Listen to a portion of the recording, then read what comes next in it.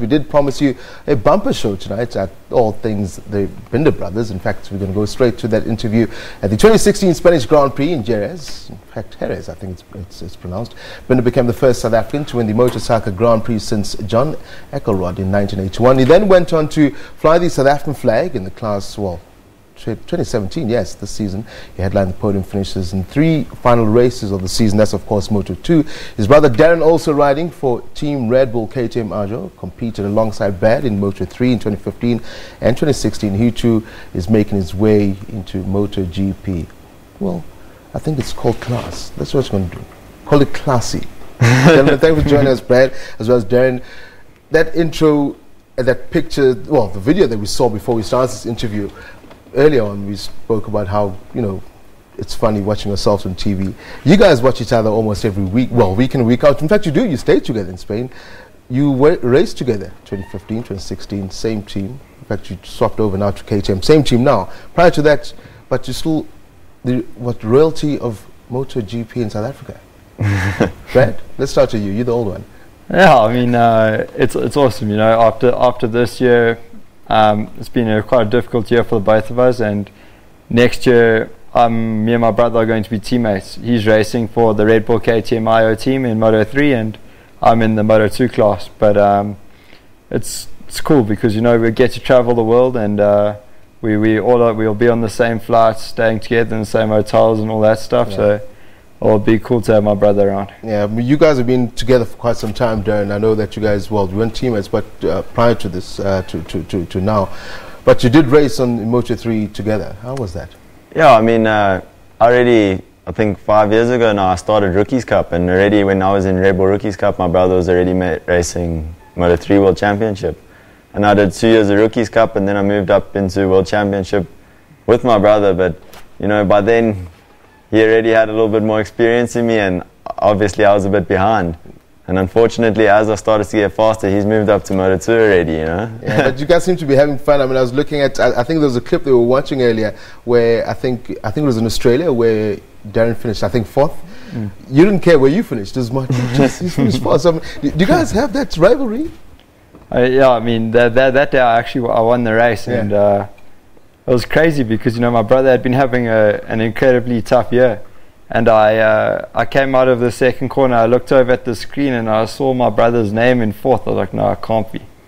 And then afterwards, when I realized it was, I was really over the moon for him. Yeah. I mean, hard work pays off. So is it tough, Darryn, though? Yeah, it was difficult for me the first 2 years in World Championship. I mean, is it tough following that act? As an older brother, or not really? I mean, obviously, I want to follow in his footsteps, and he's always there to try to help me. But no, I mean, it's my dream, and I'm trying to make it happen.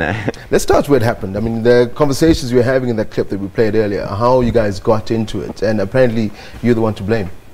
Yeah, when we were really young, all I wanted was a go-kart, and my dad got me a go-kart, and we took it to the track, and then my brother really liked it too, and we got into racing go-karts. And then we, after racing go-karts for a few years, we decided to change over to 2 wheels instead of 4, and that's how it all started. And your journey from then, Brad, has been on the up, basically. But again, humble beginnings is where you start, and then, the rest falls into place, if you can call it that way. I mean, yeah, exactly. My father and I, we left South Africa for the first time to go race in England when I was 12 years old.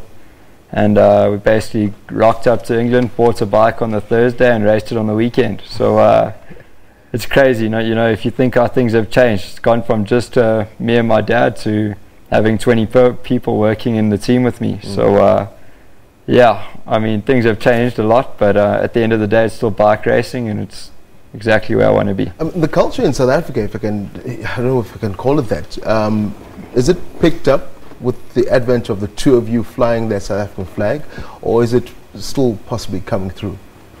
I feel like it's every time I come home, I feel like Moto GP is a little bit bigger in South Africa.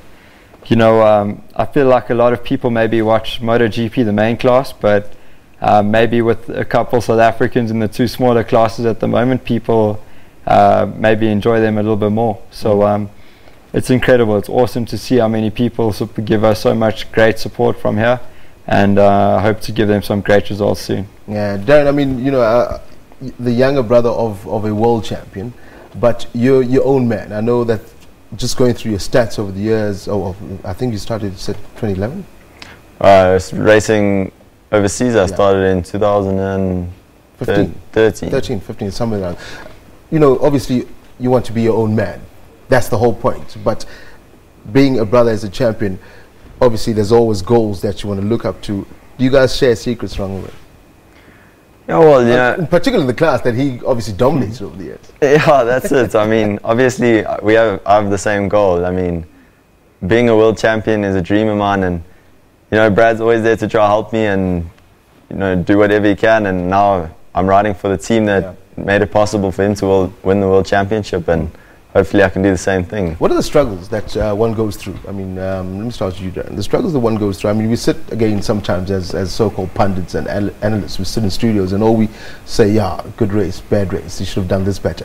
The struggles, the real life of being that sportsman. Because again, in South Africa we speak sports, rugby, cricket, football, but that is actually a fully blown sport, and maybe South Africans, we need to appreciate it more, and that's what you guys hear about. Yeah, I know there's a lot of struggles. I mean, especially coming from South Africa to get over to Europe, you know. First of all, I mean, you got to go over there, and for us the best thing to do was go to Red Bull Rookies Cup, to like a selection event.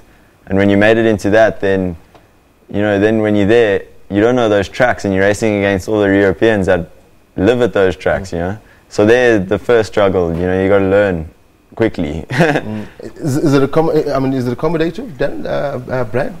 Are you easily accommodated out there, or is it a case of, look, it's business, so I don't have time to hold your hand through it all? You know, it's tough when you first go that side from South Africa. I mean, you're lost. You know, nobody. Yeah, I mean, it's the biggest thing is, unfortunately for us, the racing in South Africa, if you're really fast here, there's no one that comes and really takes you under their wing and helps you get to Moto GP and racing into World Championship. Anything we do from this side, we kind of have to try find or figure out ourselves. Whereas maybe a European, if they're really fast from 12 years old, they're already signed to maybe a factory team, and they're kind of brought through the ranks by them. But on one hand, you know, being a South African and being the only two South Africans in Moto GP also has its advantages. So yeah, it's awesome. I'll tell you what, we're going to explore that in a couple of minutes. We're going to take a quick break, gentlemen. Do stay with, in fact, you're not going anywhere. We're doing the whole show with you. Take about a minute and a half break. We're going to come back and speak about the similarities. You broke something, you broke something. You're riding for the same team. I'm sure the team is saying, oh gosh, these brothers. But do stay with us right here on SABC News Channel 404. Take a quick break right here on Sports on Prime. When you come back, continue the conversation with the brothers Binder.